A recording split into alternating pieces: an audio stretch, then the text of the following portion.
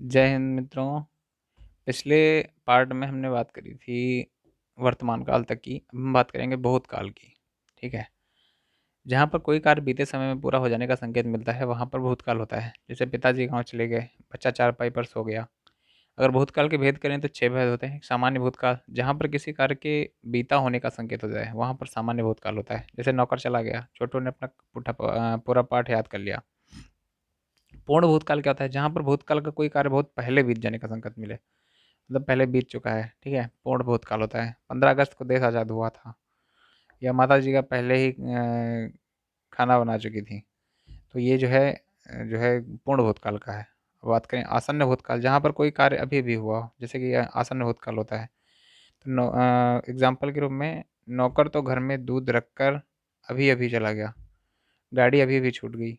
ये आसन्न भूतकाल होता है। अपूर्ण भूतकाल क्या होता है? जहाँ पर कोई अपूर्ण को दिखा रहा हो वहाँ पर अपूर्ण भूतकाल का रूप होगा। बच्चा चारपाई पर सो रहा था, हिंदी वाले अध्यापक हिंदी पढ़ा रहे थे।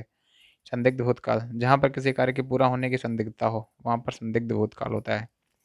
छात्र संभवतः कमरे में अपना पूरा कार्य कर रहा था, नौकर शायद दूध लेकर आया था।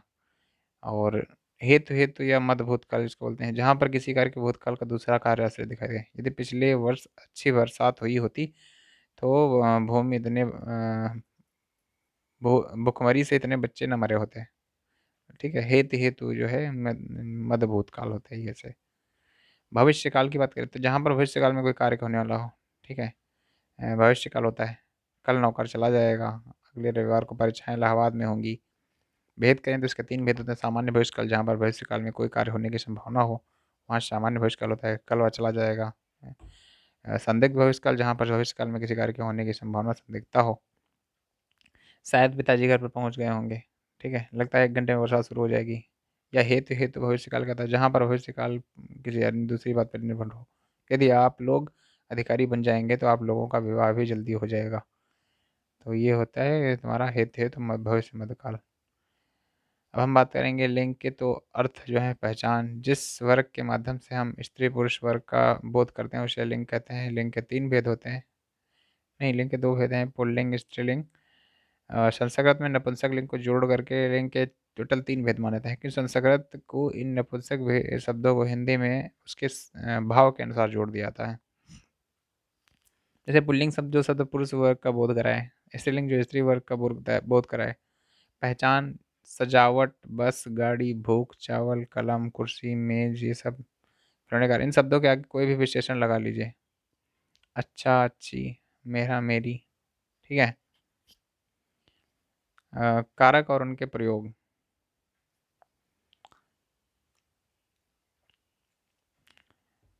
कारक में जैसे कर्ता, क्रिया, कर्म मेन होते हैं 3।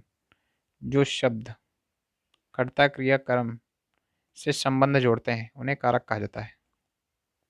कर्ता, क्रिया, कर्म से जो संबंध जोड़ते हैं उन्हें क्या कहते हैं? कारक। जैसे राम ने रावण को मारा, तो कर्ता के साथ में ने का संबंध है।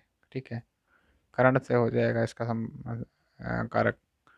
और कर्म जैसे कर्म क्या हो रहा है? रावण को मारना, तो को जो है यहाँ पे कारक है। और मारा एक क्रिया हो गई। कारक के भेद करें, कारक के मुख्य 6 और कुल 8 भेद हैं। जैसे कारक का नाम अगर बात करें तो कर्ता कारक ने, कर्ता कारक ने, कर्म को, करण से, मतलब से के द्वारा जो होता है। संप्रदान के लिए, के को लिए जो होता है। अपादान से, अलगाव, अलगाव वाला जो से होता है। संबंध, काकी के, नानी ने, रारी रे। ठीक है। अधिकरण कारक, मैं, पर, ऊपर। संबोधन, हे, वो, हरे, अबे। ये होते हैं 8 कारक। संबोधन कारक कर्ता कारक से निकला माना जाता है, और संबंध कारक संप्रदान कारक से निकला माना जाता है। संबोधन कारक जो होता है वो कर्ता कारक से निकला माना जाता है। ठीक है। और संबंध कारक जो होता है संप्रदान कारक से निकला माना जाता है। इस तरह से कारक के मुख्यतः 6 भेद हैं। कर्ता कारक बात करें, ने, जहाँ वाक्य में ने चिन्ह का प्रयोग अप्रत्यक्ष परोक्ष रूप से हुआ हो। राम ने रोटी खाई, बालक पुस्तक पढ़ा। या कर्म कारक बात करें, को प्रत्यक्ष परोक्ष, अध्यापक ने छात्रों को दौड़ाया, उसने रोटी खाई। अपवाद, यदि हिंदी वाक्य में निम्नलिखित शब्दों में से कोई एक शब्द आए तो उसमें कर्म का प्रयोग होता है। जैसे दूध दुहाना, याच मांगना और पक्ष पकाना। ठीक है, दंड दंडित करना।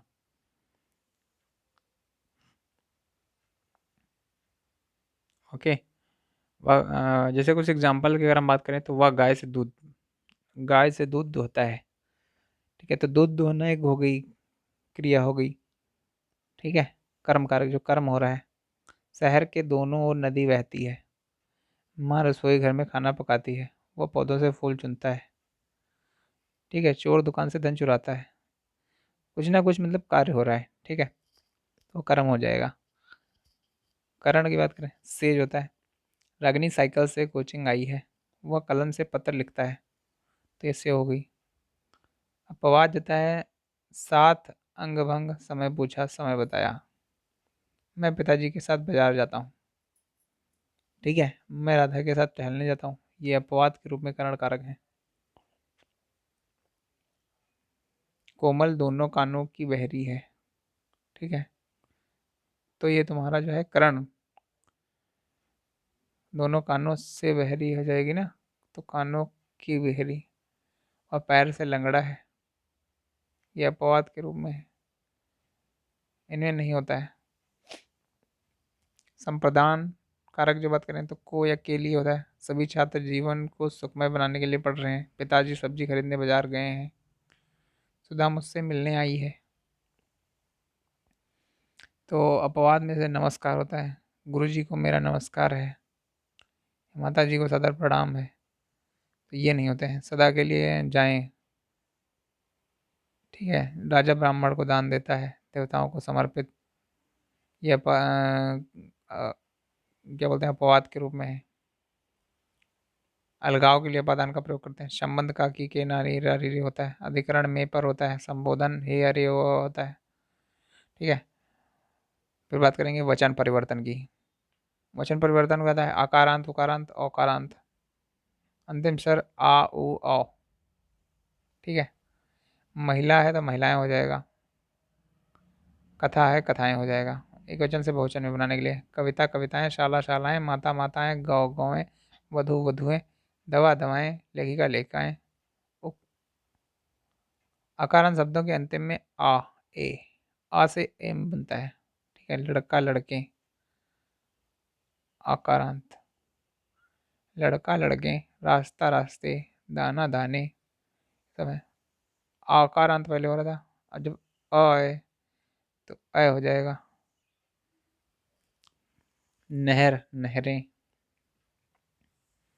ठीक है, कलम कलमे, सड़क सड़कें। इकारांत में क्या होता है, छोटी की पाई आती है। सख्त सख्तियाँ, लड़की लड़कियाँ, बुढ़िया बुढ़ियाँ, पंक्ति पंक्तियाँ। कुछ शब्द के एक वचन और बहुवचन समान होते हैं। कुछ शब्द हमेशा बहुवचन के रूप में प्रयुक्त होते हैं।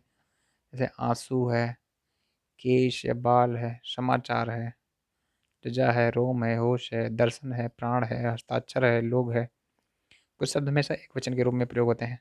क्रोध है, क्षमा है, जनता है, पानी है, वर्षा है, आग है, सोना है, प्रेम है, जल है, दूध है, हवा है। ये सब एक वचन के रूप में प्रयोग होते हैं। सम्मान या आदर दिखाने के लिए बहुवचन का प्रयोग किया जाता है। पिताजी आ रहे हैं। तुलसी श्रेष्ठ कवि हैं, कवि थे। आप क्या चाहते हैं। माता जी दिल्ली जा रही हैं। अध्यापक कक्षा में पढ़ा रहे हैं। अनेकों शब्द का प्रयोग गलत है। वहाँ अनेकों लोग थे, अनेक लोग थे, शुद्ध हो जाएगा। बाग में अनेकों वृक्ष थे, अनेक वृक्ष थे, शुद्ध होगा। विराम चिन्ह की बात करें तो विराम या ठहराव या रुकना होता है। तो इनमें चिन्ह की बात करें, जिस तरह हम काम करने के बीच में रुको आगे बढ़ते हैं, वैसे ही लेखन में भी विराम की आवश्यकता होती है। अल्प विराम का जो होता है इस तरीके से चिन्ह होता है। अर्ध विराम जो होता है इस तरीके से होता है। अल्प विराम में सिंगल कॉमा होता है। ठीक है, सेमी कॉलम के रूप में बात करें तो अर्ध विराम होता है। तो अल्प विराम और अर्ध विराम दोनों में अंतर है। पूर्ण विराम जो होता है सिंपल सा एक डंडा जिसको बोलते हैं। विस्मयाद बोधक एक्सक्लेमेशन मार्क जो होता है। हंसपाद जो है त्रुटि विराम होता है। निर्देशक चिन्ह, संयोजक चिन्ह, सामासिक चिन्ह। ठीक है, कोष्ठक, छोटा कोष्ठक, मंझला कोष्ठक, बड़ा कोष्ठक। अवतरण चिन्ह जो होता है इस तरीके से होते हैं। उद्धरण चिन्ह, उपविराम, अपूर्ण विराम। विवरण चिन्ह, समास, पाद बिंदु, इस तरीके से। पुनरुक्त चिन्ह, टीका सूचक, पुनरुक्ति चिन्ह जो होते हैं ये होते हैं। लाघव चिन्ह, लोप चिन्ह, पाद चिन्ह, दीर्घ उच्चारण चिन्ह। ठीक है, टीका सूचक हो गए, तुल्यता सूचक हो गए, समाप्ति सूचक, ये सारे चिन्ह हो गए। हिंदी वाक्य दोष।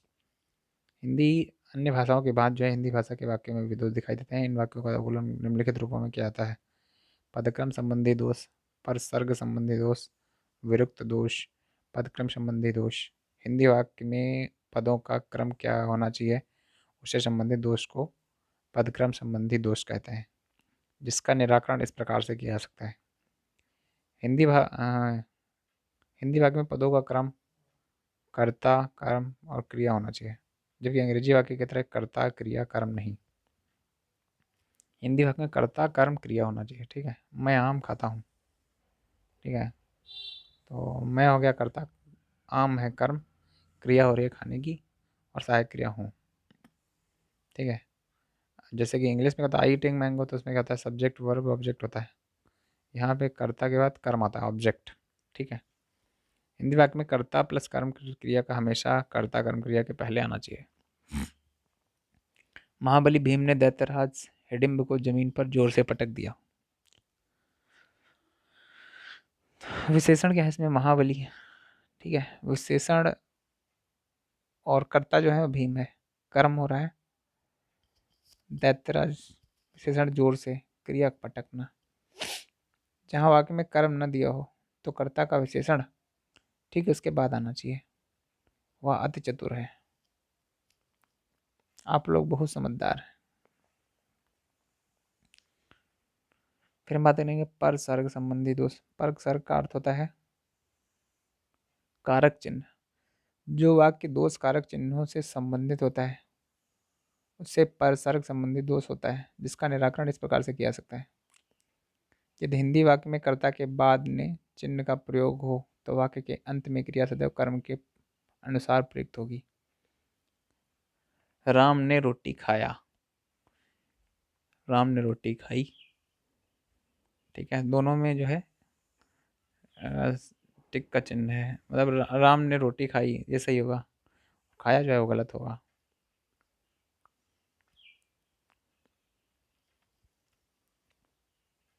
मतलब अगर नेस चिन्ह का प्रयोग जाता है तो अंत में क्रिया सदैव कर्म के अनुसार प्रयुक्त होती है। ठीक, कर्म क्या होता है, शीला ने खाना क्या हो जाएगा, खाना खाई, खाना खाया, कर्म के अनुसार होता है। यदि कर्ता के बाद ने चिन्ह का प्रयोग ना हुआ हो तो वाक्य के अंत में क्रिया सदैव कर्ता के अनुसार ही लगेगी। राम रोटी खाया, शीला खाना खाई। ये चीज कर्ता के अनुसार ने और कर्म के बाद को चिन्ह का प्रयोग हुआ हो तो वाक्य के अंत में क्रिया सदैव पुल्लिंग एक वचन ही लगेगी, चाहे कर्ता और कर्म दोनों स्त्रीलिंग क्यों ना हो। छात्राओं ने छात्रों को पीटा, अध्यापिका ने छात्राओं को भगाया। जहाँ हिंदी वाक्य में स्त्रीलिंग और पुल्लिंग के कर्ता एक साथ आ जाएं वहाँ वाक्य के अंत में क्रिया सदैव पुल्लिंग बहुवचन की लगेगी। रीता, गीता, संगीता, विनीता, राम, मोहन और सोहन सिनेमा जा रहे हैं। ठीक है, ज़्यादा लोग जब आ जाते तो बहुवचन के अनुसार ही लगेगी। और द्वैरोक संबंधी दोष, जहाँ कभी कभी हिंदी के शब्द में दो वाक्य लगातार इस प्रकार से आ जाते हैं कि उन शब्दों का एक ही अर्थ हो, ऐसी स्थिति में उन शब्दों में से एक शब्द का ही प्रयोग करना उचित है, दोनों शब्दों का एक साथ प्रयोग करना गलत है। द्वैरोक्त, आज की वर्तमान राजनैतिक स्थिति अत्यंत दयनीय है। आज की या वर्तमान दोनों ही हो गई तो गलत हो जाएगा। प्रातःकाल का समय स्वास्थ्य के लिए लाभदायक होता है। प्रातःकाल का जो समय होता है स्वास्थ्य के लिए लाभदायक होता है। तो इसमें क्या है, प्रातःकाल, प्रातः समय, प्रातःकाल में समय ऑटोमेटिक आ गया। ठीक है, तो जो ऊपर वाला हो जाएगा वो गड़बड़ हो जाएगा, या प्रातः समय कर दो। आप लोग बहुत अधिक चालाक हैं, बहुत अधिक दो बार हो गया। ठीक है, तो बहुत चालाक हो जाएगा बस। आप लोगों को समय का अच्छा से दुरुपयोग करना चाहिए। आप लोगों को समय का अच्छा सदुपयोग करना चाहिए। तो आप लोगों का समय का अच्छा या सद 2 बार आया यहाँ पे, ठीक है। अच्छा उपयोग करना चाहिए या तो फिर सदुपयोग करना चाहिए, ऐसे लिखना चाहिए। कल पूरी रात भर बरसात होती रही। पूरी और रात भर, जिन्हें 2 बार हो गया, पूरी रात बरसात होती रही, सही होगा। इस वर्ष सारे विश्व भर में दिवाली मनाई जाएगी। सारे और विश्व भर, इस वर्ष विश्व भर दो, सही हो जाएगा। श्री कृष्ण के अनेकों नाम है, श्री कृष्ण के अनेक नाम है। संज्ञा से अव्यय तक किसी वस्तु स्थान प्राणी अवस्था गुण या भाव के नाम का बोध कराने वाले शब्दों को ही संज्ञा कहते हैं। जैसे व्यक्ति है तो राम श्याम मोहन गीता रीता महेश, ये सब हैं जो हैं व्यक्ति हैं। वस्तु की बात करें तो कुर्सी मेज किताब ये सब हैं। स्थान दिल्ली मुंबई कलकत्ता। भाव अगर बुढ़ापा जवानी गर्मी सर्दी ये सब हैं। मिठास सुगंध। संज्ञा के भेद करें तो व्यक्तिवाचक संज्ञा, जातिवाचक संज्ञा, भाववाचक संज्ञा। व्यक्तिवाचक संज्ञा विशेष व्यक्ति वस्तु स्थान का बोध कराती है। जातिवाचक संपूर्ण जाति का बोध कराती है। भाववाचक संज्ञा पदार्थों की अवस्था का बोध कराती है। संज्ञा के 2 भेद हैं। समुदायवाचक समूहों का बोध कराता है। द्रव्यवाचक धातु द्रव्य या पदार्थों का बोध कराता है। भाववाचक संज्ञा बनाना। जातिवाचक से भाववाचक संज्ञा। आदमी आदमियत, ठीक है। इंसान इंसानियत। पशु से पशुता, ठीक है। मित्र से मित्रता। जातिवाचक से भाववाचक संज्ञा में आ जाती है।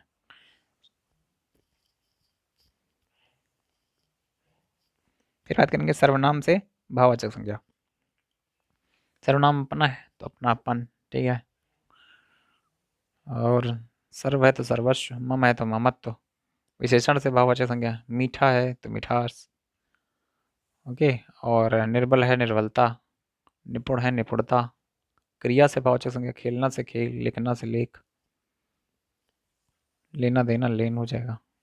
बात करेंगे सर्वनाम की, तो संज्ञा के स्थान पर प्रयुक्त होने वाले शब्द होते हैं सर्वनाम कहलाते हैं। पुनरुक्ति को दूर करने के लिए ही सर्वनाम का प्रयोग करते हैं।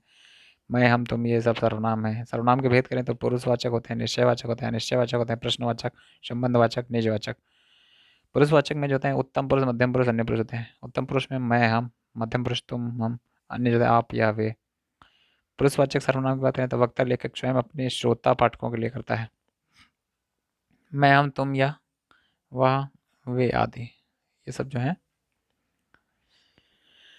अपने लिए करते हैं। निश्चयवाचक सर्वनाम जो निश्चितता पूर्वक संकेत करें, यह जा रहा है, हम सभी घूमने जा रहे हैं, ठीक है। निश्चय करें। अनिश्चित जिसमें निश्चित व्यक्ति का बोध करना हो, कोई आ रहा है, किसी का फोन आया, वहाँ कौन है, ठीक है। तो यहाँ पर निश्चित नहीं है। संबंधवाचक सर्वनाम परस्पर एक दूसरे के मध्य संबंध बताने वाला संबंधवाचक होता है। जैसा करोगे वैसा भरोगे, जो पढ़ेगा वही बढ़ेगा। प्रश्नवाचक सर्वनाम जो बाकी के प्रश्न बनाते हैं। क्या आप क्लोजअप करते हैं? स्टडी 91 आपको कैसा लगा? निजवाचक सर्वनाम जहाँ समय स्वयं के लिए आप अपने आप शब्द का प्रयोग करते हैं, वो निजवाचक होता है। मैं अपना काम कर रहा हूँ, वो अपने मामा के घर जा रहा है। जब आप कंफ्यूज होंगे आप पुरुषवाचक निजवाचक, आप जो होता है पुरुषवाचक निजवाचक, जहाँ केवल आप शब्द का प्रयोग होता है श्रोता के लिए हो। जहाँ आप शब्द को प्रयोग अपने लिए हो अर्थात स्वयं के लिए हो, वहाँ यह आदर सूचक मध्यम पुरुष होता है। पुरुषवाचक में आदर सूचक मध्यम पुरुष होता है जहाँ आपका प्रयोग होता है। निजवाचक मैं यह कार्य अपने आप ही कर लूँगा। आप ये वे हम बहुवचन, किंतु आदर प्रकट करने के लिए इनका प्रयोग एक व्यक्ति के लिए भी होता है। कर्म से संप्रदान कारक। मोहन ने सांप को मारा, गरीबों के लिए रोटी लाओ, लड़की ने पत्र लिखा, रोहन सीता को किताब दो। करण कारक सीता कलम से लिखती है, अपादान कारक रमेश साइकिल से गिर पड़ा, ये होते हैं, ठीक है। ये पूरी एक चार्ट है। यहाँ पे मैं हम तुम क्या है, सर्वनाम करता है, कर्म क्रिया, ये सब पूरे जितने भी कारक हैं ये सब दिए गए हैं। तो सर्वनाम में मैं मैंने होता है, हम हमने, तुम तुमने, वह उसने, वे उन्होंने, आप अपने। कर्म वगैरह मुझको मुझे हमको हमें उसको उन्हें, ये सारे होते हैं। विशेषण और विशेष से की बात करें तो संज्ञा सर्वनाम शब्दों की विशेषता गुण दोष परिणाम बताने वाले शब्द ही विशेषण कहलाते हैं। विशेष से जिस संज्ञा सर्वनाम की विशेषता बताई जा रही है वो विशेष से कहलाता है, ठीक है। जैसे गीता सुंदर है तो गीता जो है वो विशेष से है, ठीक है। और सुंदर क्या है? विशेषण है। खीरा कड़वा है तो विशेषण है, या रास्ता लंबा है, लंबा विशेषण है, ठीक है। और रास्ता क्या है, वो हो जाएगा विशेष। विशेषण के भेद की बात करें तो गुणवाचक, परिणामवाचक, संख्यावाचक, सार्वनामिक। गुणवाचक जो होता है ग्रुप गुण को प्रदर्शित करता है। परिमाणवाचक निश्चित अनिश्चितता को प्रदर्शित करता है। संख्यावाचक जो होते हैं वो निश्चित और अनिश्चित होते हैं। जैसे गणनावाचक या पूर्ण संख्यावाचक, क्रमवाचक, आवृत्तिवाचक, समुदायवाचक, समुच्चय बोधक। सार्वनामिक जो होते हैं वो संबंधवाचक, प्रश्नवाचक, अनिश्चयवाचक, संकेतवाचक, अनिश्चयवाचक। गुणवाचक बात करें जो संख्या सर्वनाम के गुणों की विशेषता बताता हो, व्यक्ति का रूप, गुण, अवस्था आदि, रंग, आकार, स्वभाव वगैरह। गुणबोधक, दोषबोधक, रंगबोधक, स्थानबोधक, आयुबोधक, गंधबोधक, ये गुणवाचक होते हैं। पुराना फर्नीचर बेच देना चाहिए, पुराना यहाँ पे आया है,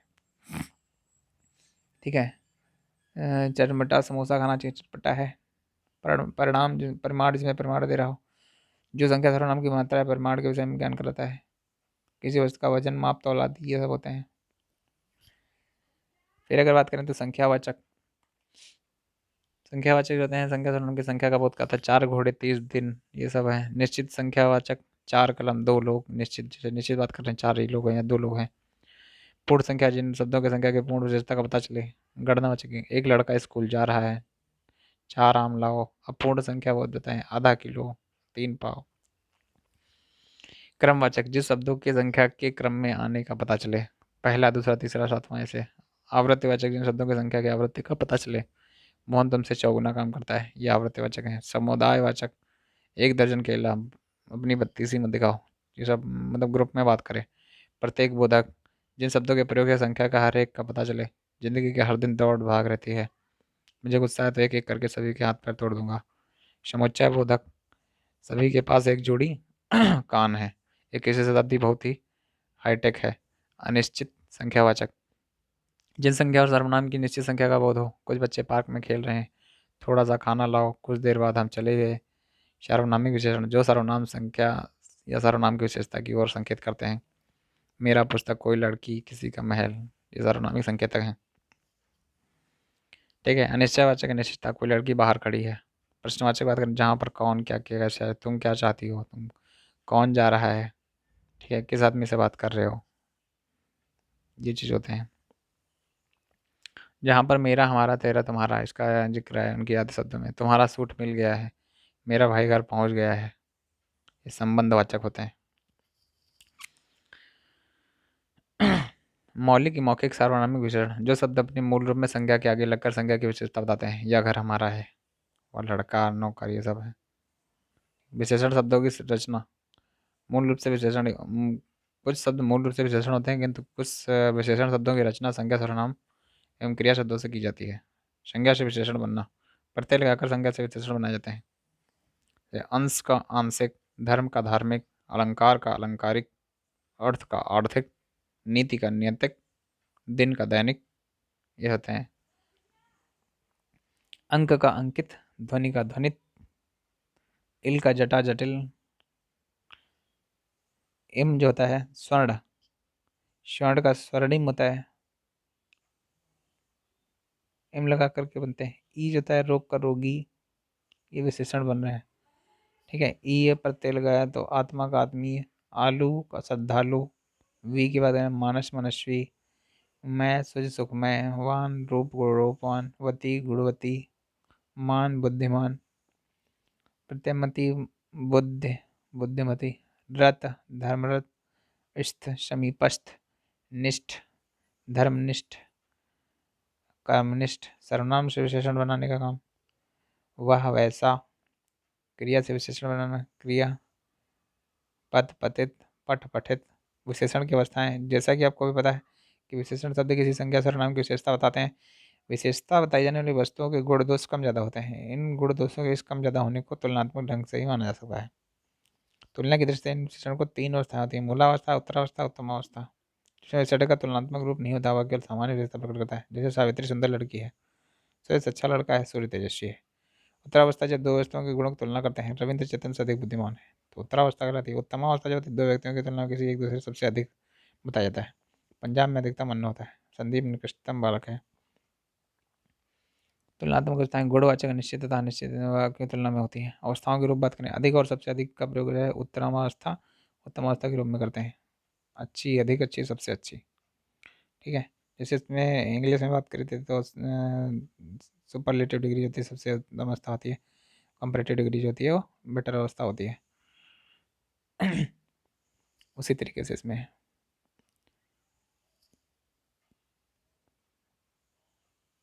अब हम बात करेंगे क्रिया की। क्रिया क्या होती है? अर्थ, कार्य का करना होता है जिन शब्दों के पता से पता चले कोई कार्य हो रहा है। क्रिया व्याकरण का एक विकारी शब्द है। इसका रूप लिंग वचन पुरुष के कारण से बदलते हैं। धातु, जिस मूल शब्द से क्रिया का निर्माण होता है उसे धातु कहते हैं। धातु में ना जोड़ करके क्रिया बनाई जाती है। जैसे खा है तो खाना हो गया। ठीक है। पद है तो पढ़ना हो गया। और लिखा है लिखना, जा का जाना। शब्द निर्माण के विचार से धातु भी दो प्रकार के होते हैं। मूल धातु, सामान्य धातु, सोना रोना धोना ये सब है। व्युत्पन्न धातु, बढ़वाना बुलवाना। ये धातु मूल धातु जो होती है धातु स्वतंत्र होती है, किसी के अन्य पर डिपेंड नहीं होती। खा पढ़ लिख जा सो। यौगिक धातु किसी प्रत्यय के संयोग से बनती है। पढ़ना से पढ़ा, लिखना से लिखा। ठीक है। क्रिया के भेद, कर्म जाति तथा रचना के आधार पर क्रिया दो भेद हैं, अकर्मक सकर्मक। जिस क्रिया के कार्य का फल कर्ता पर ही पड़े, जिस क्रिया के कार्य का जो फल है वो कर्ता पर ही पड़े उसे अकर्मक कहते हैं। जिस क्रिया के कार्य का फल कर्ता पर ही पड़ रहा हो उसे अकर्मक क्रिया कहते हैं। और सकर्मक जो होता है वो कर्म करेगा, फल सकर्मक कर्म के साथ या कर्म सहित होता है। जैसे अकर्मक की बात करें तो उदाहरण तैरना, कूदना, सोना। ठहरना, उछलना, मरना, जीना ये सब है। वह चढ़ाई चढ़ता है। श्याम फिल्म देख रहा है। सकर्मक फिल्म के सकर्मक क्रिया के भेद, एक कर्मक, द्विकर्मक, पूर्ण क्रिया। पूर्ण एक कर्मक क्रिया, जिस क्रिया के केवल एक कर्म के पूरे होने का पता चलता है वह रोटी खाता है। ठीक है। पूर्ण द्विकर्मक, दो कर्म वाला। सोहन ने गुरु जी को प्रणाम किया। नर्स रोगी को दवा पिलाती है।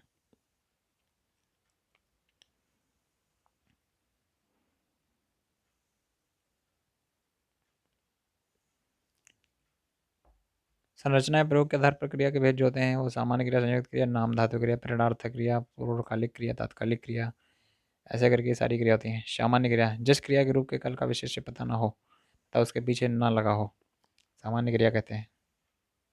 संयुक्त क्रिया, जो क्रियाएं दो या से अधिक धातुओं से मिलकर बनी होती हैं। मैंने खाना खा लिया, तुम घर चले जाओ, मीरा महाभारत पढ़ने लगी, वह नाचने लगी, आरंभ बोधक क्रिया। ये सारी की सारी क्रियाएं हैं। ओके। संज्ञा शब्दों से नाम धातु, शर्म से शर्माना हो जाती है, लोभ का लुभाना हो जाता है, अपना से अपनापन हो गया। ये है प्रेरणार्थक क्रिया, जिन क्रियाओं के प्रयोग से यह पता चले कि कर्ता खुद कार्य न करके किसी कार्य से करवा रहा है। कटवाना, बुलवाना ये सब प्रेरणार्थक हैं।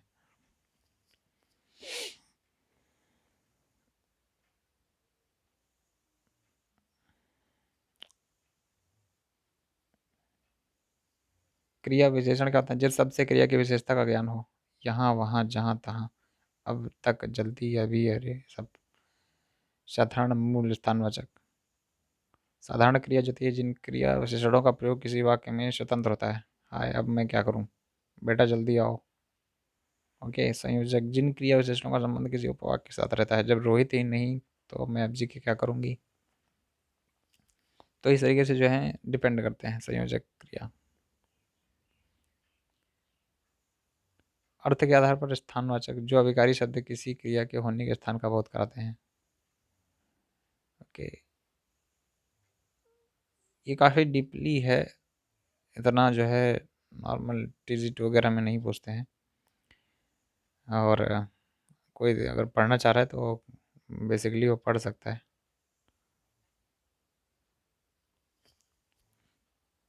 हिंदी भाषा में बोलियां की बात करें, एक माध्यम है जिसके द्वारा मनुष्य मन के भाव विचारों को बोलकर, लिखकर, पढ़कर प्रकट करता है। भाषा संचार का प्राथमिक वाहन है। भाषा व्यक्ति के व्यक्तित्व और समाज की संस्कृति को दर्शाता है। भाषा संस्कृति का विकास करती है। बोली क्या करें, एक क्षेत्र जिसमें बोली जाने वाली भाषा बोली कहलाती है। बोली में साहित्य रचना नहीं होती। रचना, ध्यान दीजिए, अगर किसी बोली में साहित्य रचना होने लगती है और क्षेत्र का विकास हो जाता है तो वह बोली न रह करके उपभाषा बन जाती है। भाषा उपभाषा बोलियाँ। भारत में 180 मिलियन से अधिक लोग हिंदी को अपनी मातृभाषा मानते हैं। 300 मिलियन लोग इसे दूसरी भाषा के रूप में उपयोग करते हैं। भारत के बाहर हिंदी भाषा बात करें तो यूएसए में करीब 1 लाख लोग, दक्षिण अफ्रीका में 89,000 लोग, मॉरिशस में 68,000 लोग, यमन में 23 लाख लोग, और युगांडा में 14 लाख लोग, सिंगापुर में 5,000 लोग, नेपाल में 8 मिलियन, न्यूजीलैंड में 20,000 लोग, जर्मनी में 30,000 लोग हिंदी भाषा। उर्दू उपभाषा 41 मिलियन। लिपि सबसे पहले भाषा का जन्म हुआ और उसकी सार्वभौमिकता और एकात्मकता के लिपि का आविष्कार हुआ। भाषा की अभिव्यक्ति लिपि है। देवनागरी लिपि संसार की सबसे बेहतरीन लिपि है। मात्र 52, 14 स्वर, 38 व्यंजन। संस्कृत से पाली बनी है, पाली से प्राकृत। सबसे पहले संस्कृत है। संस्कृत पाली भाषा, जो पाली भाषा में गौतम बुद्ध ने उपदेश दिए थे। फिर आया प्राकृत, ठीक है। प्राकृत के बाद अपभ्रंश, अपभ्रंश के बाद हिंदी। तो संस्कृत, पाली, पाली के बाद प्राकृत, प्राकृत के बाद अपभ्रंश, अपभ्रंश से बनकर आई है हिंदी, ठीक है। प्राकृत से निकली है अपभ्रंश। हिंदी की बात करें तो हिंदी में उर्दू, फारसी, प्राकृत, संस्कृत, हिंदी ऐसे भी हैं मिश्रित। हिंदी प्राकृत अपभ्रंश के माध्यम से संस्कृत की सीधी वंशज है। यह द्रविडियन, तुर्की, फारसी, अरबी, पुर्तगाली, अंग्रेजी द्वारा प्रभावित और समृद्ध की गई भाषा है। सर्वप्रथम एक अंग्रेजी प्रशासनिक द्वारा George Abraham Edison linguistic survey of India book ने 1927 ईस्वी में हिंदी का उपभाषा बोलियों में वर्गीकरण प्रस्तुत किया। पश्चिमी भाषा खड़ी बोली, कौरवी, नागरी, सरहिंदी, हिंदी सौर सैनी अपभ्रंश के उत्तरी रूप से हुआ है, ठीक है। तो इस तरीके से पूरा एक सर्वे टाइप का असर ने दिया है। पश्चिमी हिंदी खड़ी बोली होती है, ठीक है। ब्रज भाषा प्राचीन काल में ब्रज शब्द पशुओं गांवों का समूह। मथुरा, अलीगढ़, हाथरस, फिरोजाबाद, एटा, बदायूं ये सब ब्रज भाषा के अंतर्गत आते हैं। बुंदेली जो होता है झांसी, छतरपुर, जालौन, हमीरपुर, ग्वालियर और सागर, औरंगाबाद, बुंदेली ये सब बोली जाती हैं। और ये जो है पूरा बिहारी जो होती है वो भोजपुरी होती है, मगही होती है, मैथिली होती है।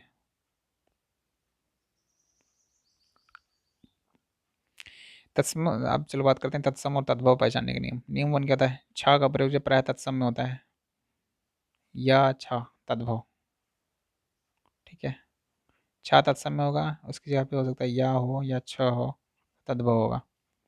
क्षीर तत्सम है तो खीर जो होता है वो तद्भव हो जाता है। खा, सॉरी यहाँ पे लिखा है खा या छा की जगह पे छतरी वाला छा जो होता है वो प्रयोग होना चाहिए तत्सम में। तो खीर है तो उसके लिए क्षीर शब्द का प्रयोग करना चाहिए।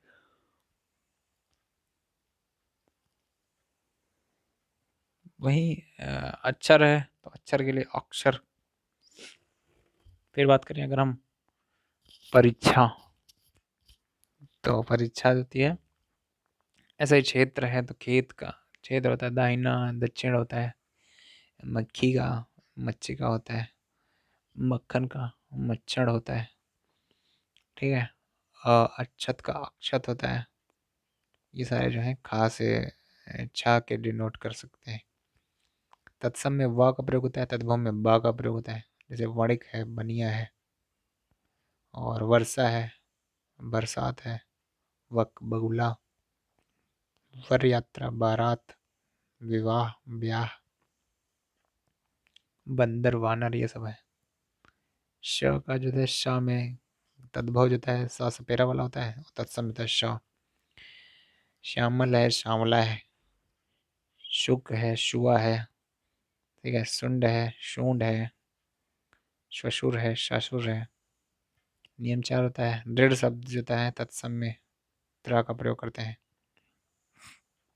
श्रृंगार, सिंगार का प्रयोग करते हैं।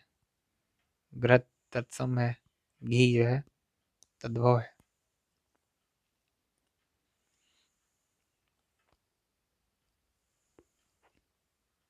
नियम 5 का विसर्ग का प्रयोग उन्हीं संस्कृत शब्दों में होता है जो हिंदी में उसी रूप में प्रचलित है। उन्हीं संस्कृत शब्दों में होता है जो हिंदी में उसी रूप में बोलते हैं। जैसे कर्पूरा है, तो कर्पूरा जो होता है संस्कृत में कर्पूर वैसे ही हो जाता है। ज्येष्ठ, ज्येष्ठा ज्येष्ठ हो जाता है। छत्रंग, रेड वगैरह अर्धवर्ण होते हैं। रा या शा। गेहूं का गोधूम, मुंह का मुख, मूछ का क्षमश्रु, गांव ग्राम। समास बात करें, समास बहुत ज़्यादा पूछा जाता है। समास जो होता है संक्षेपीकरण, घटाना, संक्षिप्त करना, कम करना, अर्थात दो पदों का ऐसा संक्षिप्त रूप जो पद के समान अर्थ धारण करे। समास के भेद बात करें तो द्वंद्व समास होता है, तत्पुरुष समास होता है, बहुब्रीहि समास होता है, अव्ययीभाव समास होता है। मेनली 4 टाइप में बात सकते हैं हम। प्राचीन काल में विद्वानों ने द्विग समास और कर्मधारय समास को तत्पुरुष समास में जोड़ दिया। द्विग समास और कर्मधारय समास, तो एक प्रकार से बोलते हैं तत्पुरुष समास से जो है कर्मधारय और द्विग समास निकले हैं। ठीक है। पदों की प्रधानता, प्रधान खंड मुख्य अर्थ का बल, गौड़ खंड अर्थ का बल नहीं पड़ता। पूर्व पद पहले का, उत्तर पद बाद का। द्वंद्व समास बात करें, दोनों पद प्रधान होते हैं। और अथवा या एवं, भाई बहन, भाई और बहन, गंगा यमुना, गंगा और यमुना, पाप पुण्य। ठीक है। विशेष, धर्माधर्म, पापा पाप, लाभा लाभ, ये सब कौन से हैं? द्वंद्व समास है। द्वंद्व समास में दोनों पदों का संज्ञा सर्वनाम या क्रिया होना चाहिए। संज्ञा सर्वनाम या क्रिया होना चाहिए। दीर्घ समास की बात करें, इस समास में पहला पद संख्यावाची होता है और दूसरा पद प्रधान होता है। पंचवटी चौराहा, दोपहर। पंचवटी खुद ही प्रधान, जो संख्या है वही प्रधान है। ठीक है। नहीं, संख्या नहीं प्रधान होता है, संख्यात्मक या प्रधान नहीं हो सकता। ठीक है। वो जो दूसरा शब्द होता है वो प्रधान होता है, वो उत्तर पद प्रधान होता है। यदि किसी शब्द का पहला पद संख्या विशेषण हो परंतु दो पद मिलकर कोई तीसरा अर्थ बता दें तो वह वही हो जाता है। बहुब्रीहि समास, दोनों पद प्रधान नहीं होते। ठीक है। किसी तीसरे की ओर इशारा करते हैं, जैसे कि चतुरानन, दशानन, चतुर्भुज, 4 भुजाओं वाला। पीताम्बर, कृष्ण की बात कर रहे हैं। नीलकंठ, शिव है। लंबोदर, गणेश हैं। ठीक है। बहुब्रीहि जो था तीसरे की ओर इशारा करता है। एक और 30 है। वाह। कर्मधारय समास, इस समास में एक पद विशेषण होता है और दूसरा विशेष्य होता है। मतलब एक प्रधान अप्रधान होगा, दूसरा प्रधान होगा।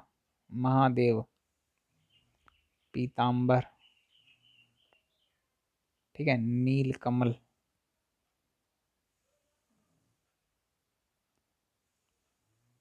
और नीलकंठ, परमानंद। कर्मधारय एक प्रकार से समझ लीजिए बहुब्रीहि समास ही है। ठीक है। कर्मधारय में जाता है विशेषण और विशेष्य की बात करी जाती है। अव्ययी भाव समास होता है, पहला पद अव्ययी होता है। यथाशक्ति, प्रतिदिन, अनुरूप। ठीक है। आमरण, ये अव्ययी शब्द हैं। प्रति है, यथा है, तथा है, धीरे धीरे, बार बार, कभी कभी। तत्पुरुष समास, पूर्व पद, उत्तर पद, सहायक, प्रधान। पूर्व पद होता है वो सहायक होता है, उत्तर पद होता है वो प्रधान होता है। तत्पुरुष में राजपुत्र, राजा का पुत्र। तत्पुरुष में जो है कारक जो है जुड़े होते हैं। राजरानी, राजा की रानी, घुड़सवार, घोड़े पर सवार।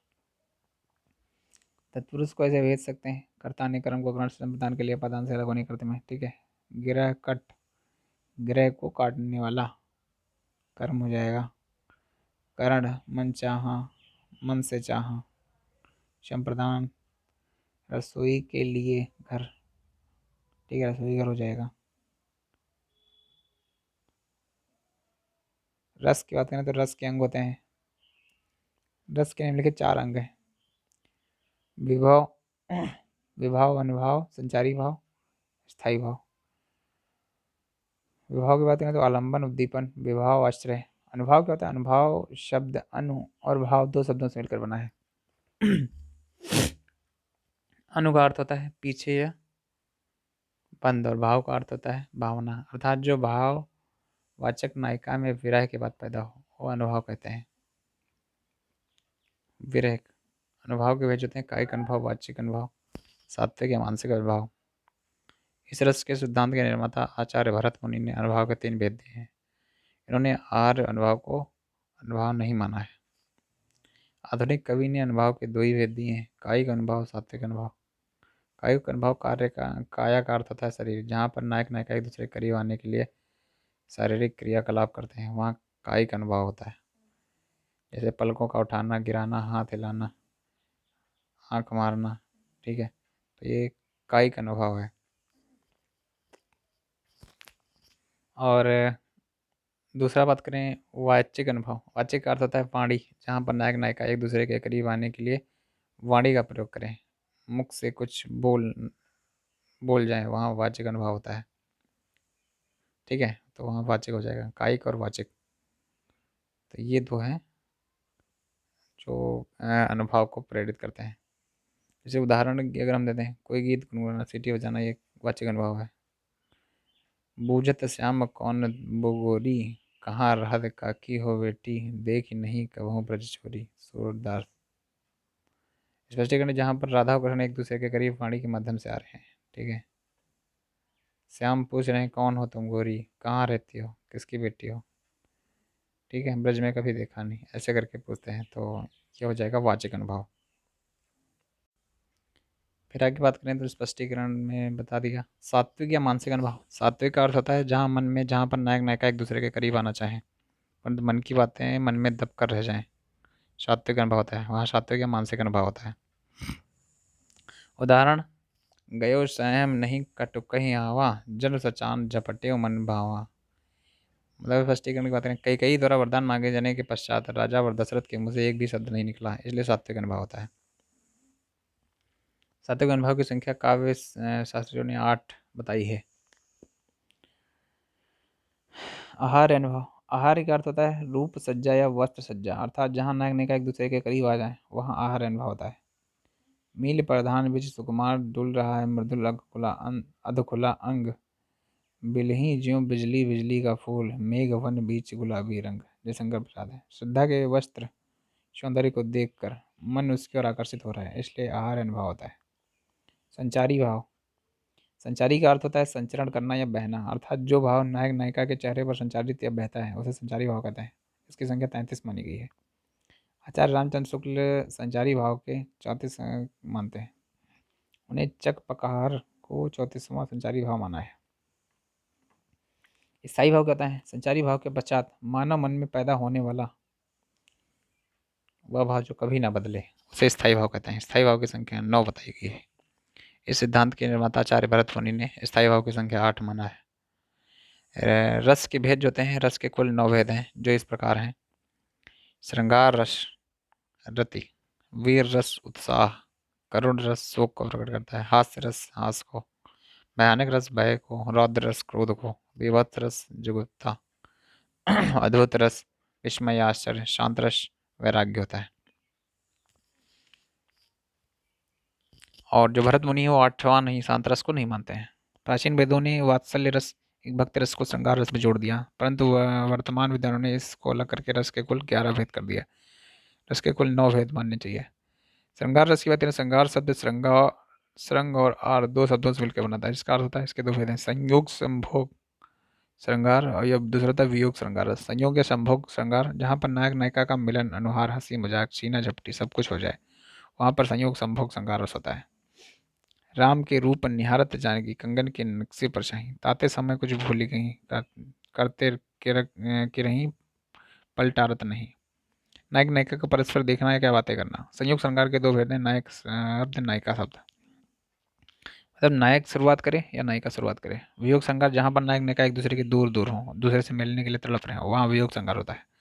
अति मलिन वृषभानु कुमारी, हरि समा जला अंतरम भीमा, ता लालच बहुनावत सारी, ज्यो नलनी धिम कर की भारी। सूरदास। नायक नायिका का दूर दूर तक होना, फूल कांटे चुभना, चंद्रमा की लौ जलती दिखाई देना, ठीक है, ये सब है वियोग श्रृंगार के रस। 10 दशाएं मानी जाती हैं इसकी।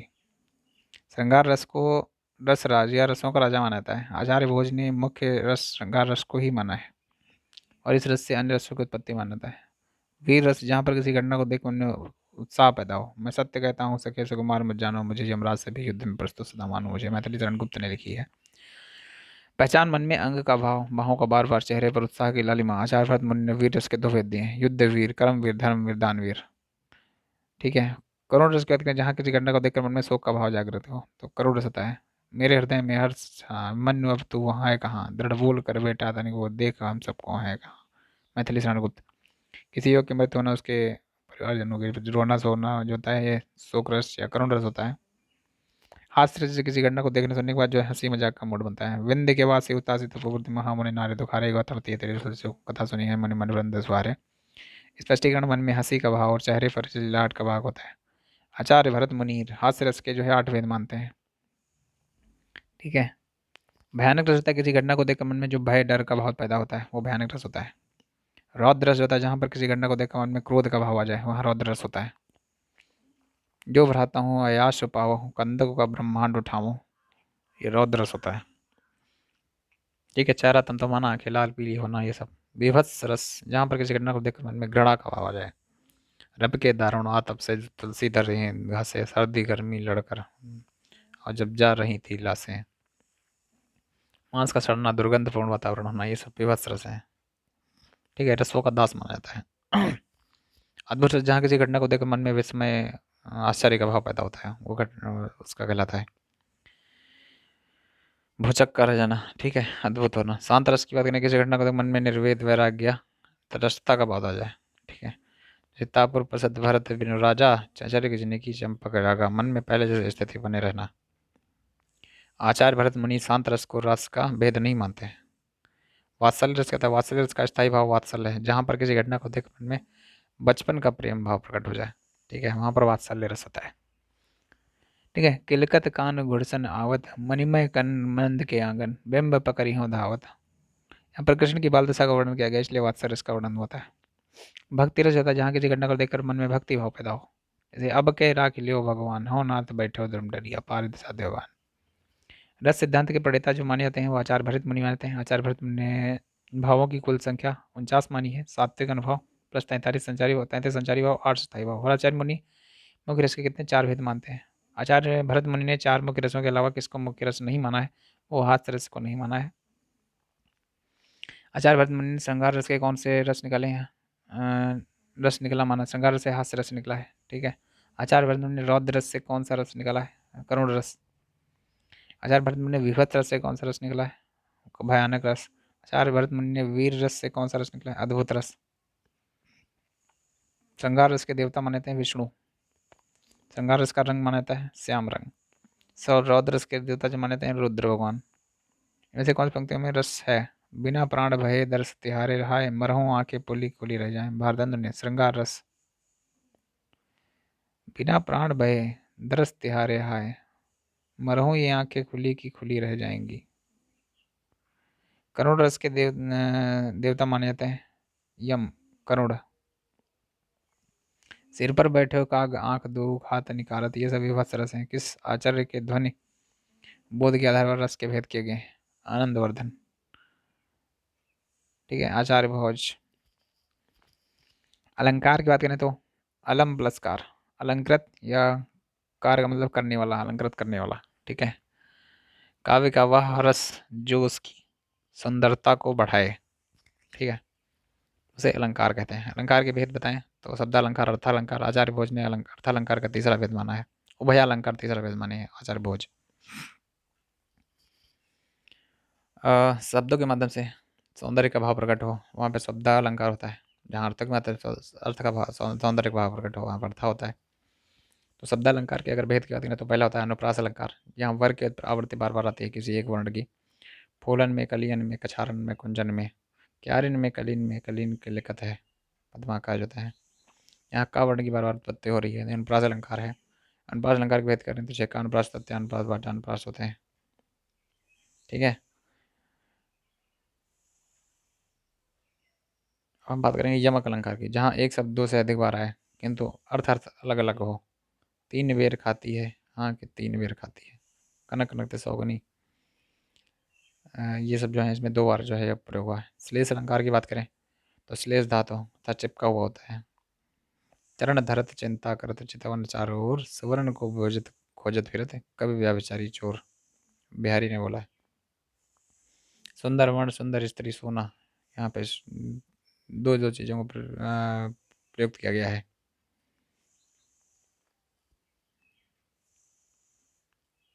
जहाँ एक शब्द में कई अर्थ क्यों, ठीक है, कोई एक शब्द को लेकर के। चरण जो होता है वो पंक्ति और पैर दोनों के लिए है, जबकि सुवर्ण सुंदर वर्ण सुंदर स्त्री सोना तीन के लिए प्रयोग किया गया है। एक शब्द के कई सारे अर्थ जब प्रयोग करे जाए तो वो श्लेष अलंकार होता है। ठीक है, अब हम बात करेंगे अर्थालंकार की। अर्थ के माध्यम से कविता में सौंदर्य जो है पैदा होता है। अर्थालंकार में सबसे पहले आता है उपमा अलंकार, जहाँ पर उपमेय के उपमान के समान जो है माना जाए। ठीक है, उपमेय उपमान वाचक शब्द साधारण धर्म। उपमेय जिस वस्तु की तुलना की जाती है उसे उपमेय कहते हैं। सीता जी का मुख उपमेय है, चंद्रमा के समान सुंदर है तो उपमान है। ठीक है, मुख जो है वो उपमेय है और जिससे तुलना करी जाती है वो उपमान है। उपमान उपमेय की तुलना जिससे की जाए वो उपमान कहलाता है। वाचक शब्द उपमेय और उपमान की तुलना जिस शब्द के द्वारा किया जाए वाचक शब्द कहलाता है। शम शमान तरह सरिस ये सब है।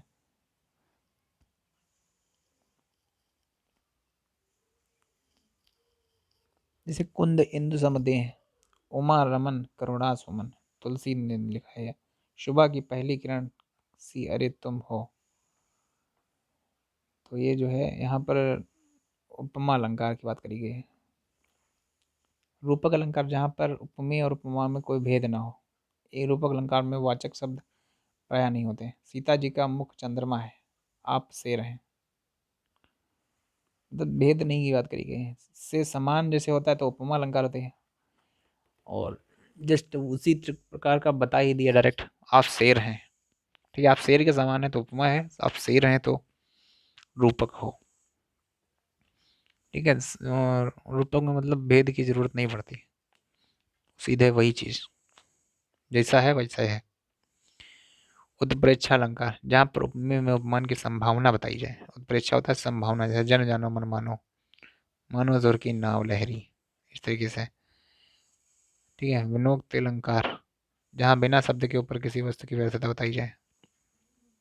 संधि की बात करेंगे।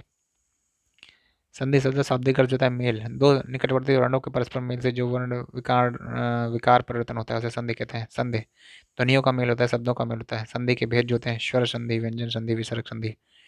स्वर संधि जो दो स्वरों के मेल से जो विकार उत्पन्न होता है वो स्वर संधि होती है।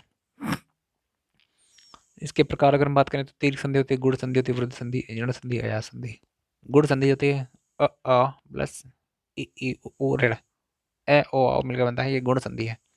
नरेंद्र सुरेंद्र पुष्पेंद्र सत्येंद्र नरेश, ये सब जो होते हैं ये गुण संधि के उदाहरण है। वृद्धि संधि की बात करें तो अ के साथ मिलकर के ए ओ की मात्रा जो लगती है, मतलब ए की मात्रा लगती है, ओ की मात्रा लगती है तो गुण संधि है। वहीं आय और औ अगर औ लग जाता है तो होता है वृद्धि संधि, उसमें वृद्धि हो गई तो इसलिए वृद्धि संधि हो गई। एक कैक होता है, लोकेशन होता है, मतैक हो गया, धनेश्वर हो गया, ये सब हो गए। जो नॉर्मली जो होती है वो गुण संधि, और जो अय औ हो जाए तो हो जाती है वृद्धि संधि। फिर हम बात करेंगे यण संधि, जो ई का या हो जाए, कोई अड़ाच इसका जो होता है सूत्र होता है। जैसे कि इसमें अत्यधिक, ठीक है, तो अत्यधिक में कौन सी संधि है, तो यण संधि है, यहाँ पे या हो जाता है। प्रत्येक स्वच्छ, ठीक है। अयाद संधि की बात करें तो ए ओ आओ को अगर हम औ ये सब रख दें इनके साथ में तो अय बन जाता है। ए आय आई ये सब होते हैं। जैसे नयन होता है, अयाद में अय आता है, ठीक है। नयन है, सयन है, ये सब अयाद संधि के उदाहरण है। ठीक है, दीर्घ संधि क्या होती है, दीर्घ संधि अ ई ऊ ये सब जो हैं जब बड़ा आ के साथ में मिलकर के बड़ी ई के साथ में छोटी ई के साथ मिलते हैं तो बड़ा आ बड़ी ई बनता है। ठीक है, वहाँ पे पाई की मात्रा में बढ़ोतरी हो रही थी तो वो क्या थी, वृद्धि संधि। ये दीर्घ संधि जो होती है इसमें बड़ा आ बड़ी ई ये सब जो चारों दिशाओं में होता है बढ़ते हैं। धर्मार्थ, धर्म प्लस अर्थ, अ होता है, धर्मार्थ हो गया, बड़ा हो गया। ठीक है, स्वार्थी हो गया, देवार्चना हो गया ये, ठीक है। रविंद्र, गिरीश, रविंद्र, ये सब हैं। तो ये हो गए तुम्हारे दीर्घ संधि।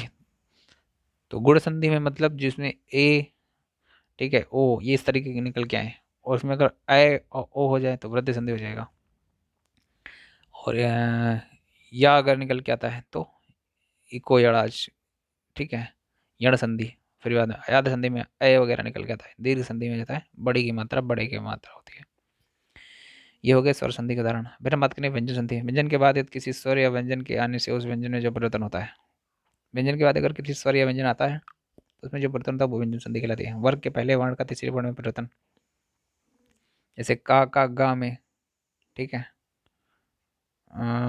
का जो होता है वो गा में चेंज होता है, चा जो होता है जा में चेंज होता है, टा जो होता है और अड़ा में चेंज होता है। जैसे दिक्कंत, दिंगत, दिगंत हो जाएगा, दिक अंत, दिगंत, ठीक है। वाक ईश, वागीश, इस तरीके से जो होता है। दूसरा, वर्ग के पहले का पांचवें वर्ण में का अणा अड़ा में वगैरह में, वाक में वांग में हो जाता है, तत्मय तन्मय, ठीक है। और छा संबंधी शब्द जो होते हैं, जैसे कि स्वच्छंद तो स्वच्छंद हो जाएगा, अनुच्छेद अनुच्छेद हो जाएगा। ता संबंधी नियम जो होते हैं, ता संबंधी नियम क्या होता है, च छ ज झ ड ढ ड ढ ढ अड़ा लय होता है। चा जाता है चा से, ज झ ज, ट ठ ट होता है। उच्चारण, ये ता संबंधी नियम होते हैं। उच्चारण जो होता है उच्चारण हो जाता है। जगत छाया, जगत छाया। सतचरित्र, सच्चरित्र होता है। ताशाहा, ठीक है, उद्श्वास उच्छ्वास। सतशास्त्र, सच्छास्त्र, ये सब होते हैं। न संबंधी नियम, ऋ र श न ऋणा बन जाते हैं। से परिणाम परिणाम हो जाता है। प्रमाण प्रमाण हो जाता है। राम अयन रामायण हो जाता है, ठीक है। तृष्णा तृष्णा हो जाता है। माँ संबंधी नियम, समकलन संकलन रहता है। समगति संगति हो जाता है। शाह संबंधी अभिषेक अभिषेक हो जाता है। निषेध निषेध हो जाता है। फिर बताएंगे विसर्ग संधि। विसर्ग के बाद किसी स्वर या व्यंजन के बाद आने से विसर्ग में जो परिवर्तन होता है विसर्ग संधि कहलाता है। विसर्ग का स श श में परिवर्तन होता है। निश्चय का निश्चय हो जाएगा, और निहतेज निस्तेज हो जाएगा। विसर्ग में कोई परिवर्तन ना हो। दुशासन, ठीक है, दुशासन होता है। और निसंतान, निसंदेह, इसमें कोई परिवर्तन नहीं होता। विसर्ग में कोई परिवर्तन ना हो। विसर्ग के कारण बाद यदि का जा फा फा व्यंजन आते हैं, जैसे कि रजा कण, तो रजा कण हो जाएगा। पयः पान, ये सेम में रहते हैं। दुख अपवाद के रूप में है। ये सारे के सारे जो है विसर्ग में आते हैं। अब हम बात करेंगे छंद की। तो छंद जो होता है धातु छद छदि, छंदास आच्छादनात्, अर्थात आह्वादित करना, छंद कहा गया है। आच्छादित करने के कारण से छंद कहा गया है, ठीक है। छंद की चर्चा ऋग्वेद में की गई है 10वें मंडल में पुरुष सूक्त में। आचार्य पिंगल मुनि छंद शास्त्र के निर्माता है। पिंगल शास्त्र, यदि गद्य की कसौटी व्याकरण है तो कविता की कसौटी छंद है। परिभाषा की बात करें तो निश्चित चरण वर्ण मात्रा गति यति तुक और गण आदि के द्वारा नियोजित पद छंद को पद रचना को छंद कहते हैं। दृढ़ के अंग की बात करें तो चरण पाद पद गति वर्ग मात्रा ये सब है। चरण पाद पद, छंद में हमेशा 4 चरण होते हैं, ठीक है। पहला तीसरा जो होता है सम चरण, दूसरा चौथा सम चरण। कई बार ऐसा भी होता है कि चरण तो 4 ही होते हैं किंतु उन्हें लाइन में लिखा गया होता है। पंक्ति दल कहा जाता है। इतना ही नहीं, कुछ ऐसे भी छंद होते हैं कि 6 लाइन में लिए होते हैं। तो याद रखिए कि ऐसे छंद जो 10 छंद को मिलकर बनते हैं। कुंडलिया जो होती है दोहा प्लस रोला से मिलकर बनता है, ठीक है। दोहा और रोला कुंडलिया हो जाएगी। छंद जो होता है रोला और लाला से मिलकर बनता है। छप्पे,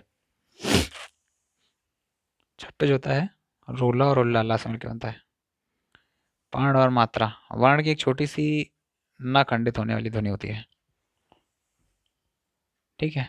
हर्ष, जिन वर्णों के उच्चारण में कम समय लगे वे हर्ष वर्ण होते हैं। आई शुरुआत में पढ़े थे हम लोगों ने, ठीक है। हर्ष में कम उच्चारण लगता है। दीर्घ, जिनका दोगुना समय लगे मात्रा ध्वनि के उच्चारण करने को मात्रा कहते हैं। लघु वर्ण जो हैं और अ आ, ई ऊ ये गुरु वर्ण जो हैं बड़े जिनमें मात्रा लगे। ठीक है। संख्या और क्रम, लघु गुरु के स्थान पर निर्धारण, वर्ण और मात्राओं की गणना। वर्णिक छंद होते हैं सभी चरणों में संख्या या क्रम आती है। मात्रिक छंद संख्या तो समान होती है, क्रम होते हैं।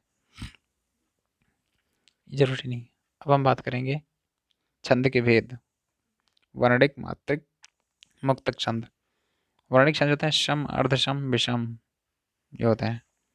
ठीक है। शम, अर्धशम, विषम मात्रिक भी होते हैं। दोनों प्रकार के सम में साधारण और दंडक होते हैं। ठीक है।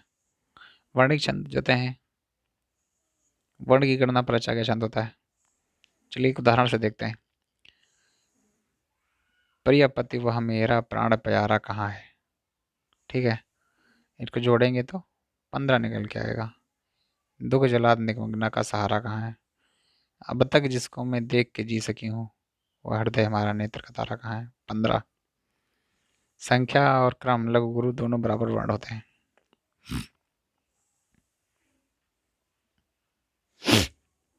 मात्रिक छंद, संख्या तो समान होती है किंतु क्रम चार पर ध्यान नहीं दिया, क्रम पर ध्यान नहीं देते। चौपाई और इल्लम, 4 चरण होते हैं, प्रत्येक चरण में 16 मात्राएं होती है। चौपाई में 4 चरण होते हैं, प्रत्येक में 16 मात्राएं होती हैं। ठीक है। जय हनुमान ज्ञान गुण सागर, जय कपीस त्यों लोक उजागर। 2 लघु 2 दीर्घ वर्ण जो होते हैं 16 मात्राएं होती हैं। लास्ट में 121, 221 इस तरीके से निकल के आता है। गीतिका 26 मात्राएं होती है। रोला में 24 मात्राएं होती हैं। हरि गीतिका में 28।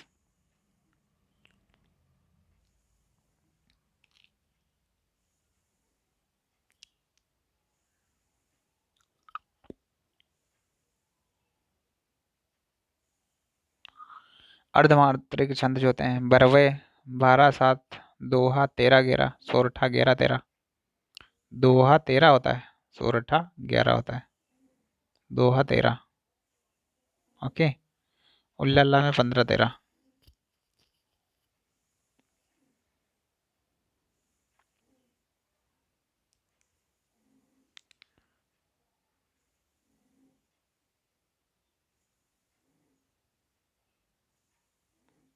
पर्यायवाची शब्द की बात करें तो जिनमें वैकल्पिक वाणी, पर्याय मतलब वैकल्पिक होता है और वाची मतलब वाणी उस शब्द के अर्थ को अपने अंदर समेटे हुए होता है। पानी की जगह नीर, तोय, अम्ब, जल, सलिल, वार, पानी तो उद, ये सब है। एक्स्ट्रा पय, जीवन, आब, मेघ, पुष्प, सारंग, पात, सर्वमुख, ये सब है। कमल की बात करें तो नीरज, तोयज, अम्बुज, जलज, सलिल, ये सब होता है। बादल, नीरद, जिसमें दा लगा होता है, ये सब बादल के होते हैं पर्यायवाची। समुद्र की बात करें तो नीरद है, इनमें सब में धी जो होता है वो लगा होता है समुद्र में। ठीक है। और कमल में होता है जा लगा होता है, कमल में जा लगा होगा। समुद्र में धी, जल निधि, वह निधि, नीर निधि, ये सब होते हैं। कामदेव, मदन मार, मैन, मनसर, मनमय, कदर्प, निरूप, ये सब होते हैं। इंद्र की बात करें सुरेश, सुरेंद्र, सुरनाथ, श्रुतकांत, देवेश, देवकांत, देवनाथ, पुरंदर, ये सब हैं। इंद्राणी की बात करें सची, चौलभी, इंद्रवधु, इंद्रा, महेंद्री, मधवानी, लक्ष्मी, पद्मा, श्री, कमला, रमा, प्रिया, मोहिनी, चंचला, मचला, धनेश्वरी, धनदायिनी, धनुजा, सर्वेश्वरी, मीनाक्षी, कुबेर कन्या, भार्गवी, हरिप्रिया, पद्मासन,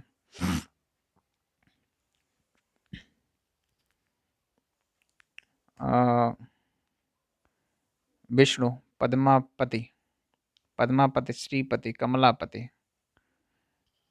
घर, श्रीधर, परमाधर, विष्णु के जो है ये सब। कांत लगाते हैं, श्रीकांत, पद्माकांत, कमलाकांत।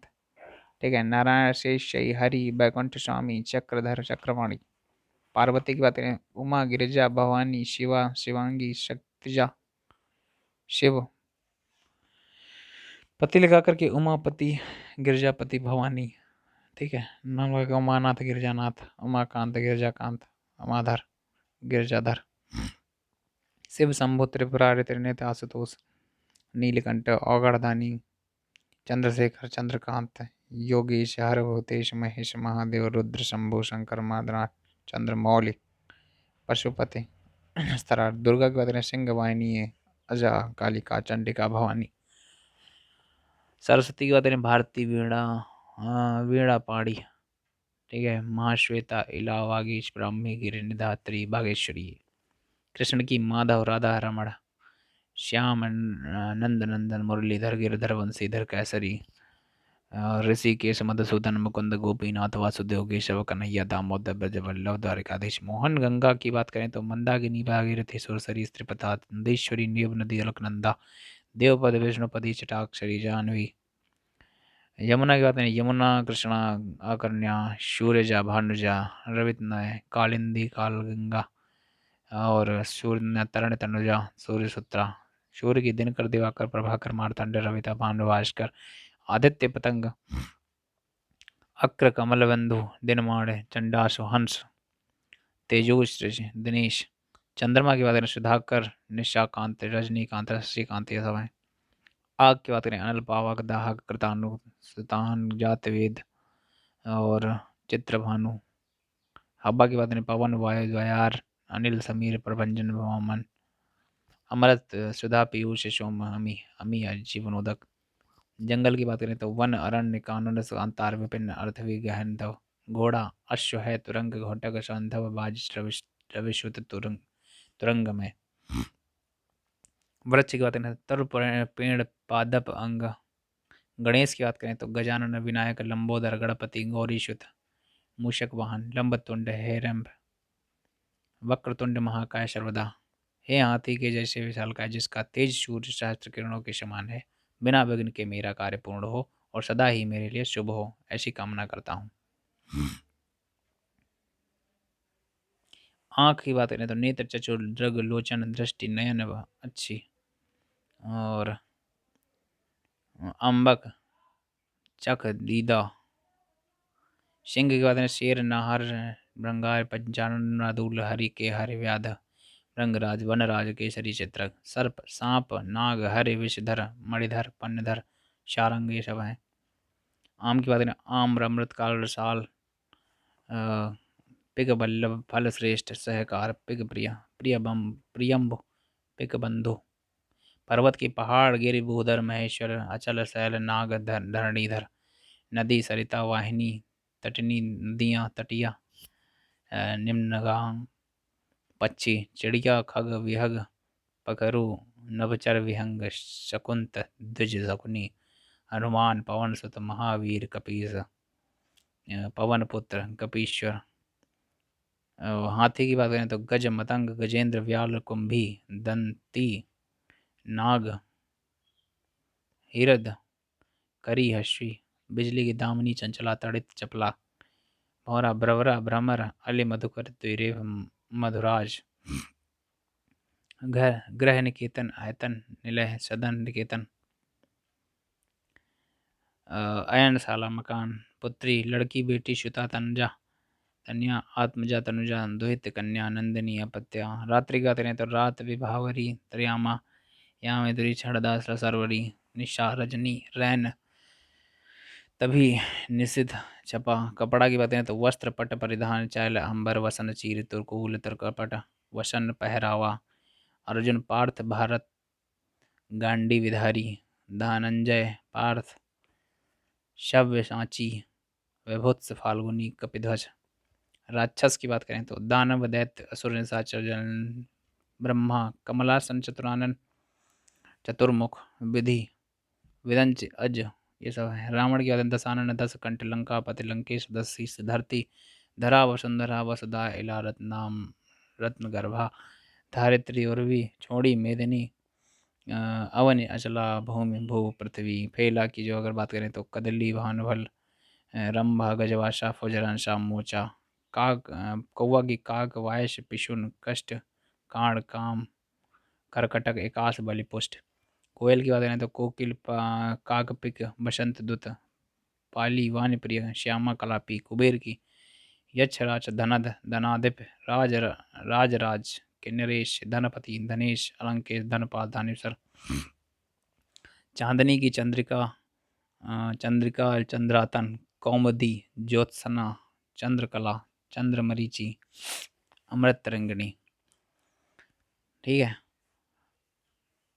और बगीचा की बात करें तो आराम वाटिका, उपवन, उद्यान, बाग, फुलवारी, निकुंज, देवदा, देव, अमर, सुर, निर्जर, त्रिदिश, अमृत, अजर, विबुध, मछली, मत्स्य, मीन, जल जीवन, सफरी, छप, जल तोरे, तलवार, अस, कृपाण, करवाल, चंद्रहास, खंग, खग, पेश, बाल, कच, चिकुर, कुंतल, चूड़ा, चूल, मेचक, सिरोहर, काकुल, पश्च, अलक, गेशु।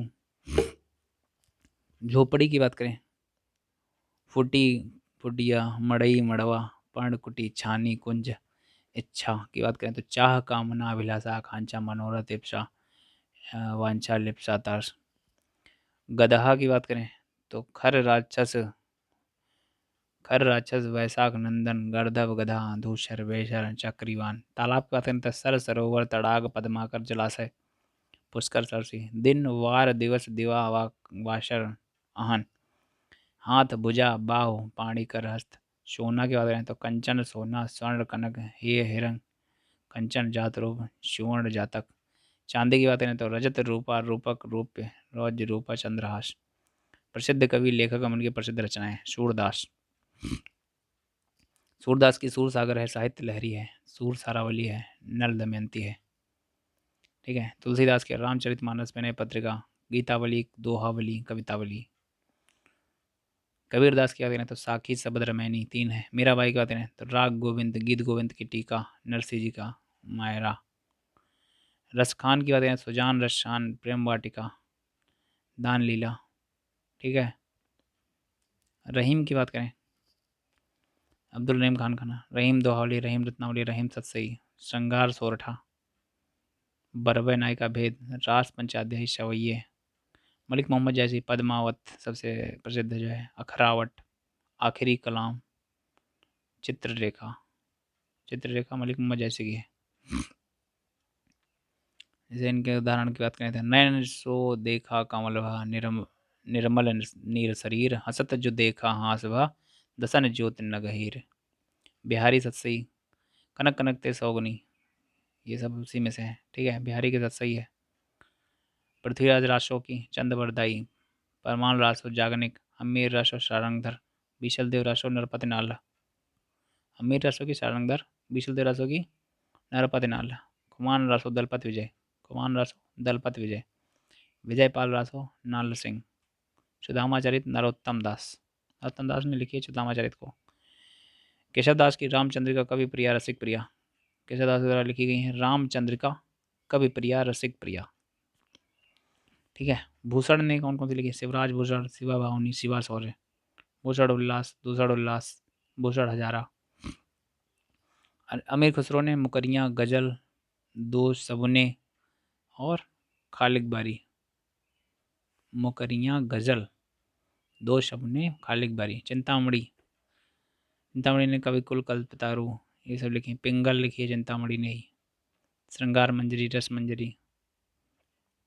भिखारी दास ने काव्य निर्णय, रस सारांश, विष्णु पुराण। नरोत्तम दास सुदामा चरित, नरोत्तम दास ने सुदामा चरित लिखी है। भारतेंदु हरिश्चंद्र, प्रेम फुलवारी। ठीक है। प्रेम माधुरी, प्रेम पला, प्रेम तरंग, प्रेम मलिका, प्रेम सरोवर, प्रेमाश्रु वर्णन। भारतेंदु हरिश्चंद्र प्रेम पे इतनी लिख डरी। और विजय वल्लरी, विजयनी, विजय पताका, वीरत्व। ठीक है। वर्षा, विनोद, उर्दू का स्थापा, बंदर सभा, बकरी विलाप, नए जमाने की मुकरी। नाटक में कांकी कहते हैं तो अंधेर नगरी, भारत दुर्दशा, कर्पूर मंजरी, मुद्रा राक्षस। अंधेर नगरी, भारत दुर्दशा, कर्पूर मंजरी, मुद्रा राक्षस। सत्य हरिश्चंद्र, भारत जननी, श्री चंदावली, नील देवी, विद्या सुंदर, रत्नावली। हर्षवर्धन, भारतेंदु, मैथिली शरण गुप्त, रत्नावली। निबंध जो लिखा है वैदिकी हिंसा, इंसाना बहुत है। सुलोचना, मदालसा।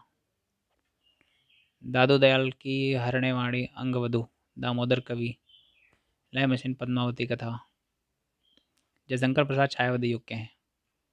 जयशंकर प्रसाद जो है छायावादी युग, जिसमें कामायनी है, प्रेम पथिक है, चित्तधारासु, प्रेम राज, शोकोच्छ्वास, झरना, महाराणा का महत्व, अयोध्या का उद्धार। ठीक है। कहानी में पुरस्कार, आंधी, इसमें कब आंधी, मछुआ, बेस्वाती, ये सब है। और क्या बात करें, मुंशी प्रेमचंद्र कहानी सम्राट कहे जाते हैं। शतरंज के खिलाड़ी, गोदान गमन, प्रेमाश्रम, निर्मला। ठीक है। रंगभूमि, कर्मभूमि, कायाकल्प। ठीक है। ये सब मुंशी प्रेमचंद्र जी की हैं। आधुनिक काल में अगर आते हैं तो भारतेंदु काल जो है, भारतेंदु हरिश्चंद्र द्वारा चलता है। द्विवेदी युग होता है, छायावादी युग है, प्रगतिवादी युग में नई कविता है। तो द्विवेदी युग में जो है मैथिली शरण गुप्त हैं, अयोध्या सिंह उपाध्याय हरिऔंध हैं, महावीर प्रसाद द्विवेदी हैं, रामधारी सिंह दिनकर हैं, सोहनलाल द्विवेदी हैं, जगन्नाथ दास रत्नाकर हैं। छायावादी युग के जो हैं जयशंकर प्रसाद हैं, सूर्यकांत त्रिपाठी निराला है, स्मितानंद पंत है, महादेव वर्मा है छायावादी युग की। और प्रगतिवादी या प्रयोगवादी नई कविता, दिनकर अज्ञे, सच्चिदानंद हिरण रसायन अज्ञे, गिरिजा कुमार माथुर हैं, रामनरेश त्रिपाठी, माखनलाल चतुर्वेदी। मैथिली शरण गुप्त जो है साकेत, भारत भारती, यशोधरा, जयद्रथ वध, द्वापर, पंचवटी, रंग में अंग, राम तुम्हार चरित्र स्वयं ही काव्य है। अयोध्या सिंह उपाध्याय हरिओं ने वैदेही वनवास, रस कलश, प्रिय प्रवास, ये सब। महावीर प्रसाद द्विवेदी ने अद्भुत कला, कालिदास की निरंकुशता, कालिदास और उनकी कविता, हिंदी भाषा की उत्पत्ति, इतिहास। ठीक है। नैसद चरित्र चर्चा, रामधारी सिंह दिनकर की बात करें तो उर्वशी, कुरुक्षेत्र, हुंकार, रेणुका, स्मृति, इतिहास के आंसू। जगन्नाथ दास रत्नाकर, गंगा अवतरण, गंगा लहरी, संगा लहरी, हरिश्चंद्र, विष्णु लहरी। छायावादियों की बात करें सूर्यकांत त्रिपाठी निराला, परिमल गीतिका, कुकुरमुत्ता, जन्म पश्चिम बंगाल, मृत्यु प्रयाग में हुई थी। तुलसीदास खंड काव्य सूर्यकांत त्रिपाठी द्वारा लिखा गया है। स्मितानंदन पंत ने स्मितानंदन पंत को जो पद्म भूषण मिला, ज्ञानपीठ मिला, साहित्य अकादमी जो है। स्मितानंद पंत जो है जन्म कौशाम्बी उत्तराखंड में और मृत्यु प्रयाग में हुई। वीणा की इन्होंने लिखी है वीणा, पल्लव, चिदम्बरा, जुगपथ, लोकायतन, सोवियत लैंड नेहरू पुरस्कार जो भी प्राप्त किया। महादेव वर्मा की बात करें तो यामा, नीरजा, रश्मि, सप्तपर्णा, शांति गीत। प्रगतिवादी प्रयोगवादी नई कविता जो थी सच्चिदानंद हिरण रसायनज्ञ ने लिखी है। आत्मनीय, त्रिशंकु, लिखी कागद गोरे, त्रिशंकु, त्रिपकथा। आचार्य रामचंद्र शुक्ल ने चिंतामणि जो था आचार्य रामचंद्र शुक्ल द्वारा लिखी गई। रश्मि मानसा, जायसी ग्रंथावली, तुलसीदास सूरदास। प्रताप नारायण में शमीर हट, क्या भूलूं क्या याद करूं, हरिवंश राय बच्चन, नीड का निर्माण, फिर धर्मेंद्र भारतीय, गुनाहों का देवता, अंधा योग, सूरज का सातवां घोड़ा। ठीक है। प्रसिद्ध निबंध और उनके लेखक, चिंतामणि, रामचंद्र शुक्ल जो है, चिंतामणि जो है रामचंद्र शुक्ल की है। रामचंद्र शुक्ल त्रिवेणी, गांधी जी की देन, डॉक्टर राजेंद्र प्रसाद। गांधी जी की देन जो है डॉक्टर राजेंद्र प्रसाद। कल्पता, हजारी प्रसाद द्विवेदी। गीता प्रवचन, विनोबा भावे। अर्धनारीश्वर, रामधारी सिंह दिनकर। अशोक के फूल, डॉक्टर हजारी प्रसाद द्विवेदी। ठेले पर हिमालय, धर्मवीर भारती। संस्कृत के 4 अध्याय, रामधारी सिंह दिनकर। गेहूं और गुलाब, राम वृक्ष बेनीपुरी। कहानियां और उनके लेखक, कफन प्रेमचंद्र के द्वारा लिखी गई है। रानी केतकी की कहानी, इंसाल्लाह खां। पुरस्कार जयशंकर प्रसाद। अपना अपना भाग्य, जैनेन्द्र कुमार। अमरकांत बहादुर, सती कहानी, शिवानी। कर्मनाशा की हार, शिव प्रसाद सिंह। ठीक है। इंदुमती, किशोरीलाल गोस्वामी। प्लेग का चुड़ैल, भगवान दीन, चिता के फूल। ये है पूरा हिंदी का जो है एक समरी एक प्रकार से कवर कर लिया है। तो अगर इसको आप सभी लोग देखते हैं पूरा तो एक 100% कॉन्फिडेंस बूस्ट अप होगा हिंदी को लेकर के। ठीक है। फिर समाप्त करते हैं यहीं पर, मिलते हैं किसी नए टॉपिक के साथ में, तब तक के लिए जय हिंद।